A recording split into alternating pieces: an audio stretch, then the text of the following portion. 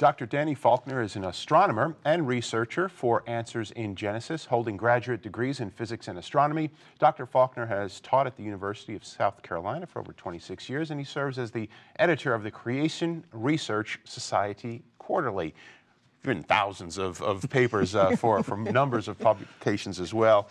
Dr. Faulkner, good to have you with us. We're talking about the created cosmos, what the Bible reveals about astronomy, and tell us a little bit about the topic at large and why you've dedicated so much time and interest to the cosmos. Well, you know, the Bible really speaks a lot about astronomical bodies. When I began researching this book a couple of years ago, I was really quite taken aback just how many biblical allusions and references there are to astronomical things, enough to fill a book. And there has been a few books written in the past, but it's been more than 100 years, so the time was Really? right. Yeah. There were a couple of men named E. Walter Maunder in the early part of the 20th century wrote a really definitive book, I think, but it's kind of outdated now, so it needed a fresh look. That's amazing. So really this topic then of aligning the theology of creation and the physics and astronomy of creation is something that's been relatively untouched. Yeah, people kind of nibbled at it with different topics, you know, focusing on one thing or the other, but I just wanted to go through and just really analyze and discuss all the biblical allusions and then talk about different questions and issues that come up. The book's in 4 parts where we move from things the Bible definitely says about astronomy to things that are a little less speculative questions and then some things that are just kind of not in the Bible at all, but people think they are. Okay, so what does the Bible definitely say? I know it says a lot about astronomy, so maybe 1 or 2 points. Well, first of all, we have the creation week when God made everything, made the stars on day 4. I think he made space on day 2. That's a position I've come to in the last couple of years. We have apocalyptic things coming in the prophetic books, New and Old Testament, signs and wonders in the heavens. What do those mean? I do a pretty good discussion of those sorts of things. So people ask about Hezekiah's sundial, you know, the sun moving back on his dial, and also with Joshua's long day. These are anomalies you find there. So and some constellations and stars are mentioned. Orion is mentioned, and Pleiades, it's a star cluster. Orion's a constellation, mentioned 3 times in the Old Testament. God makes allusions to these things many times. The word heaven appears, I think, in the Old Testament about 400 times. Sometimes talking about the astronomical realm, sometimes it's not. So it was a fun book to work on. So since we are very close here at the beginning of the year to the Christmas season, and we think about the Christmas star from an astronomist's and theologist's point of standing, what was the star of Bethlehem? Oh boy, we have what, just a few minutes, right? Not an hour or two. Their whole book's written on it. I've been thinking about writing a book myself, and I have 1 chapter in this book. But you know, I look at it as an astronomer, I look at it, we only have it mentioned about 3 times in 12 verses in Matthew's gospel, and it's not much detail given. And a lot of misconceptions people have about it, but as I've examined it, and I've come to the conclusion that no known astronomical body really fits. There are different theories about planetary alignments, a comet and a supernova and all these sorts of things, but I just have problems with all of those. And so I decided a long time ago, I think it's probably was a supernatural sort of thing. God made a special light in the sky. We got to realize the word star in general usage until fairly recently referred to any bright object in the night sky. And today we distinguish between stars and planets and galaxies and nebulae, but you know, even a plane flying at night with its lights on, that would be a star to the ancient people. So if God would have made some sort of light, you know, a few hundred, few thousand feet up that kind of hovered and moved where he wanted it and did what he wanted it to, it would really fit all of those things. And it would explain a lot of things like why nobody else seemed to have noticed a star. Well, if it was only visible to a small group of people in a geographic location that God wanted, nobody else would have noticed it.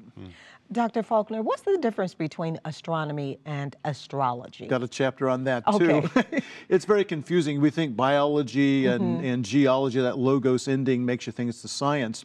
Astrology, I would say today, is a belief system. It's a religion, ancient pagan religion, that the belief that the heavenly bodies or locations of the sky affect our lives and our destinies. Astronomy is the science of the heavenly bodies. And the reason why the two are so closely related, because for most of human history they were. You know, up until about 400 years ago, astronomer, astrologer, same thing. But with the rise of modern science in the 17th century, the two went their separate ways. And so it's very confusing. I wish I had $1 every time somebody called me an astrologer. Okay, but because they should not be used interchangeably. They Those shouldn't. are two Oh, no, they different. shouldn't. Yeah. No. So what does the Bible warns us about astrology? Oh, yeah.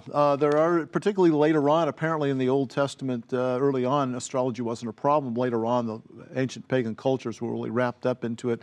We think most of the astrological lore we get today comes from Babylonia, and that was kind of late in their influence there.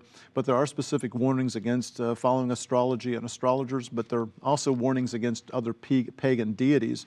You know, these people were worshiping Saturn and Jupiter, and these are Venus. These are supposed to be manifestations of the gods, but they're just planets. They look like stars in the sky, and God definitely told us not to worship these beings or these things in the sky. God created them, so they're not really powerful beings at all. Some Christians, unfortunately, view astrology as kind of a harmless diversion, but I beg to differ. It really is an ancient pagan religion, and it detracts us from worshiping the true and living God. Now, when it comes to the created cosmos, what the Bible reveals about astronomy, who's your target audience here? What is it that you're really hoping to leave behind, and like what kind of level of technical expertise is needed for It's the not. text? It's not a technical level at all. I use some Hebrew words and stuff. I got some help from that from Lee Anderson, who's assisted me very ably on this.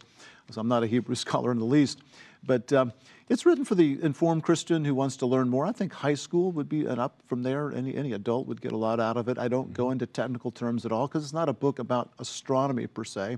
I'm working on a companion book to this, by the way, that is about astronomy and creation, more in the science, but this is just about biblical things. So anybody who's interested in what the scriptures have to say, I think every Christian then should be interested in this book. And what about some of the maybe the conflicts? I know that Answers in Genesis and creation research, young Earth theory, but what about the controversy with respect to the amount of time it takes light to get from point A to point B, and how could that all be set in place if there was a young Earth? That's a big question. It's a huge question. You know, we think the world's only thousands of years old, but we think that there's, believe these galaxies are millions and sometimes billions of light years away from us. So how can we see that? We call that the light travel time problem. I know of at least 5 or 6 different solutions, including one I've actually tried to develop a bit. But you know, the situation is even worse because Adam had a light travel time problem. God made him on day 6. We made stars on day 4, 2 days difference. The nearest star is more than 4 light years away. I don't believe that in the first night, this day 6 ended, day 7 begins, it gets dark, Adam looked up in the sky. I don't think he saw nothing. I think he saw stars pretty much as we see today. So God had to bring that light during the creation week, and I think he did it miraculously. A lot of my colleagues in creation science movement, they want to look for a physical or natural explanation. But what's normal or natural about the creation? I mean, during the whole creation week, just miracle after miracle. Why do we suddenly want God to use a mechanical means there, so our physical means?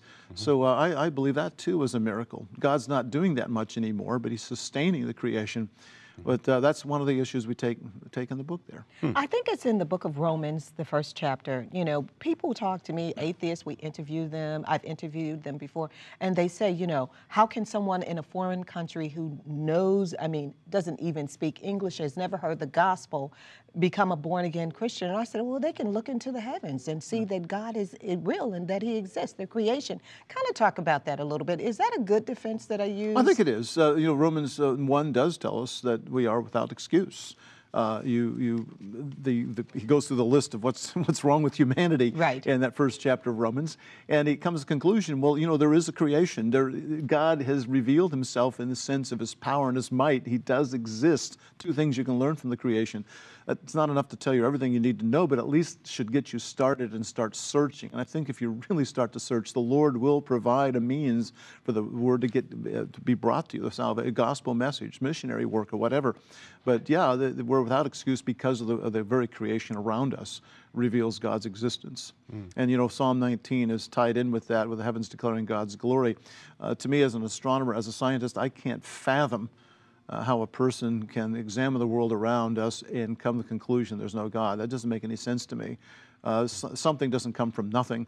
There must be a creator there. Dr. Faulkner, good to have you with us today. We're going to have you back for sure on the Harvest Show to talk about the created cosmos, and to connect with Dr. Danny Faulkner, you can go to answersingenesis.com or go to our website, harvest-tv.com. You'll find an easy way to link back to his site and pick up a copy of this fantastic text. Coming up later, Pastor Mark Lance with today's Connections, but up next, Brian Bush with the latest news that's breaking in Israel. We'll be right back.